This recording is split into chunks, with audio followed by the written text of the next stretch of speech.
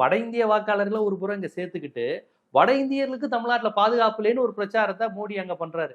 அப்ப எவ்வளவு மோசமான, அபத்தமான, ஆபத்தான அரசியலை அவர்கள் செய்து கொண்டிருக்கிறார்கள்.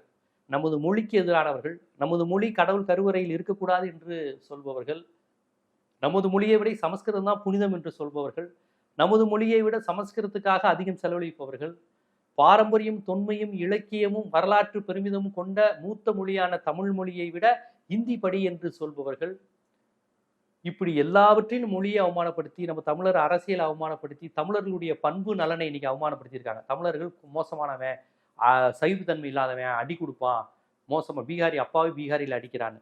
அப்ப இதெல்லாம் எவ்வளவு ஓட்டுக்காக எவ்வளவு இழிவான செயலில் கீழே இறங்கி ஒரு பிரதமரே செய்வது என்பது மிக மிக வன்மையாக கண்டிக்கத்தக்கது. இதுதான் முதலமைச்சர் அறிக்கையில விட்டாங்க. மனசாட்சியோட சொல்லுங்க இந்த வீடியோ பார்க்குறவங்க. இங்க பீகாரிகளும் உத்தரப்பிரதேசக்காரங்களும் இங்க பிழைக்க வந்த வட இந்தியர்கள் இங்க அடி வாங்கிட்டு இருக்காங்களா, மிதி வாங்கிட்டு இருக்காங்களா, கொலை செய்யப்பட்டு கொண்டு இருக்கிறார்களா, அப்படி ஏதாவது ஒரு சம்பவம் நடந்திருக்கா?